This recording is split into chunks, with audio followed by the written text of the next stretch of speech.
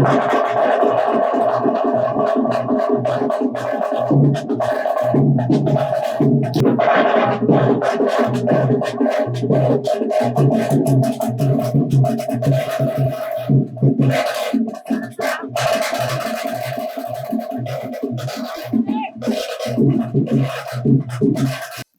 Everyone, welcome to our channel. So నేను వచ్చేసాను అత్తాపూర్ కిషన్ బాగ్ కాలనీకి. సడన్ గా ఈ ప్లేస్ కి ఎందుకు వచ్చేసాను అనుకుంటున్నారా?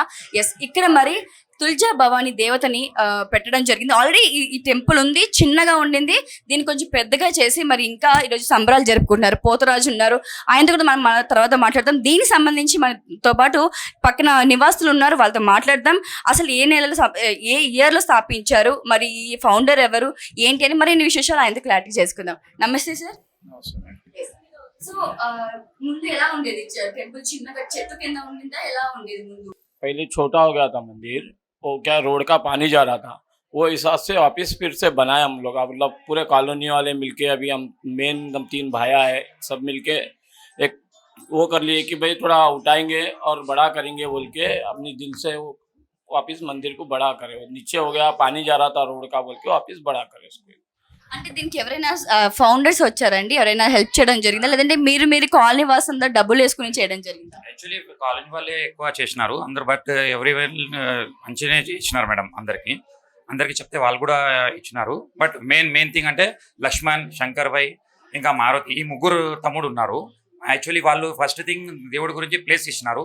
ఆ తర్వాత గుడి చిన్న అయిన తర్వాత వాళ్ళు మనసులో పెట్టుకొని ఏం చేద్దామని అంటే అన్ని సపోర్ట్తోని అందరు వచ్చేసి ఏమేమి మనతో ఏమవుతుంది అది చేసేసినాం మేడం. సో అంటే దేవతకి నీళ్ళు, గుడిలోకి నీళ్ళు రావడము, ఆ ఇబ్బంది ఫేస్ చేసి మెయిన్ అదే ఇంత ముందుకు వచ్చింది. ఆయన గురించి కొంచెం పైన చేసేసి పెద్ద గుడి చేసేద్దామని మన మనసులో పెట్టుకొని చేసేసినాం మేము అందరు. అంటే ఏ రోజు మళ్ళీ తిరిగి ప్రారంభించడం ఏ రోజు అయింది? నిన్ననా ఈ రోజు? ఇది 11th కి అయింది. 11th కి ఈ మంత్ 11th కి అయింది. 60 days వచ్చేసి అన్ని మహారాజులు వచ్చినాయి. 20 members మహారాజులు ఉన్నారు ఇక్కడ. వాళ్ళు అన్ని చేసేసి పూర్తిగా చేసినారు మేడం. 5 days ఇది చేయని ప్లేస్ అంటున్నారా? ఒక 2 months అవుతుంది మేడం. అన్ని టోటల్ చేయాలంటే, ఈ గుడి చేయాలంటే 2 months అయింది. బట్ పూజ అయితే 5 days 6 days అయింది మేడం. రెగ్యులర్ గా ఎవరు ఉంటారు పూజలు చేయడానికి? ఎవరు ఉంటారు రెగ్యులర్ గా? మహారాజు ఉంటారు మేడం, పంతులు ఉన్నారు. దీనికి పంతులు ఉంటుంటారు రెగ్యులర్ గా పూజలు. Yes madam. ఇంకా అందరితోనే ఒక పండిత్ 2 times ఉంటాయి మేడం పండిత్. ఇంకా అన్ని చాలా మనుషులకి కూడా హ్యాపీ ఉన్నారు మందిర్ చేసినప్పటి నుంచి. ఇంకా ఎలా ఫీల్ అవుతుంది? చాలా సూపర్ ఫీల్ అవుతుంది మేడం. అందరికి మంచి కనిపిస్తుంది, అందరు మంచి లుక్ ఉంటుంది మేడం. फिर साल को एक बार नवरात्रि में प्रोग्राम होता है यहाँ पे। फिर पूर्णम नवरात्रि शरद पूर्णिमा के दिन जागरण होता, फिर बोनाल होता, पूरे फेस्टिवल हो जाते हैं. అమ్మవారికి ఏమేం పూజలు ప్రధానంగా జరుగుతాయి అంటే మనకి అన్ని మేడం, అన్ని మేము మహారాష్ట్రియన్ మేము. యాక్చువల్లీ మేము మాకు ఎంత అవుతుంది అన్ని తులజాపూర్ది, దసరాది ఉంటుంది 11 days, అన్ని 9 days, అన్ని బోనాలు కూడా ఎవ్రీథింగ్ చేస్తాం మేము ఇక్కడ. మేము ఎవ్రీథింగ్. సో ఈ రోజు ఇంత మంది జనం రావడం, అలాగే పోతరాజు గారు రావడం మీకు ఎలా అనిపిస్తుంది? Super madam. ఎవ్రీ టైం వాళ్ళకి పిలుస్తాం మేడం మేము. ఇంకా లాస్ట్ డే అయితే చాలా మంచి, ఇంకా సూపర్ అయింది మేడం. ఆల్మోస్ట్ 4-5,000 members వచ్చినారు మేడం ఇక్కడ. చాలా ఫుల్. ఇంకా అన్న ప్రసాదం ఉంది అప్పుడు నిన్న మేడం. చాలా మంచిగానే జరిగింది మేడం ఇప్పుడు దగ్గర. ఎస్, మరి ఇది మరి అమ్మవారిని ఇక్కడ ప్రదర్శించారు చూసారు కదా. మరి ఇప్పుడు మనం పోతరాజుతో మాట్లాడదాం. మారుతి నగర్ అత్తాపూర్ స్ట్రీట్ నంబర్ 4 లో ఉంది మేడం ఈ మందిర్. ఎవరైనా రావాలంటే రావచ్చు, అందరు కూడా. ఎవరు కూడా ఆయన గురించి శ్రీ తుల్జా భవాని మందిర్. Thank you.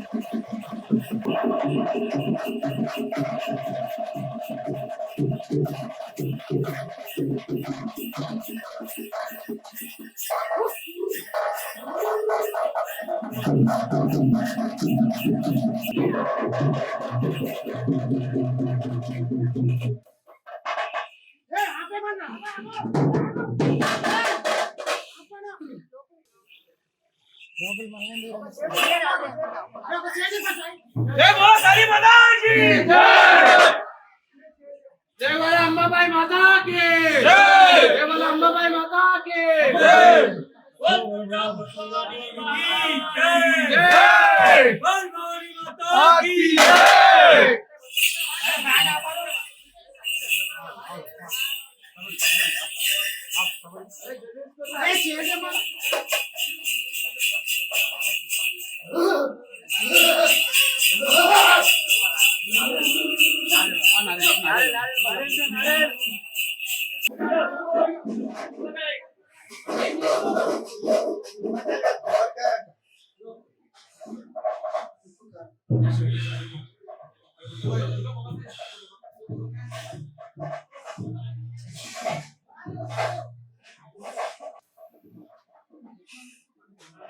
बोल दुर्गापुर भवानी की जय। बोल काली माता की जय। बोल काली माता की जय। बोल काली माता की जय। जय रामा जय। लाल बिचा जय। बोल काली माता की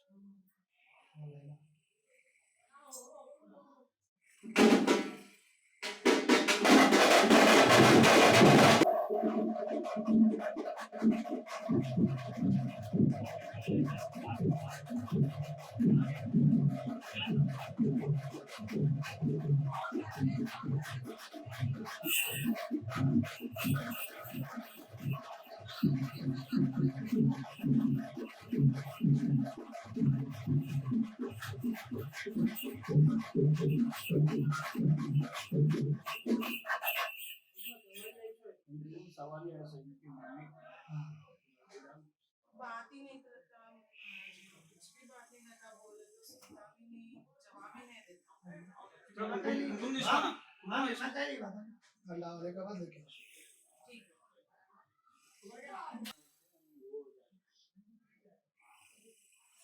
हो जाता है।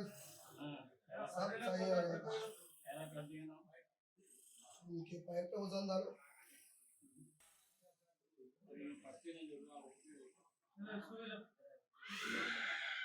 ठंडा ప్రెసెంట్ మనతో పాటు తల్వర్ శివ పోతరాజు గారు ఉన్నారు. గత ఆయనకి 11 సంవత్సరాలు ఉన్నప్పటి నుంచి ఈ పోతరాజు అవతారం ఎత్తడం జరిగింది. సో ఆయనతో మాట్లాడదాం మరిన్ని విశేషాలు.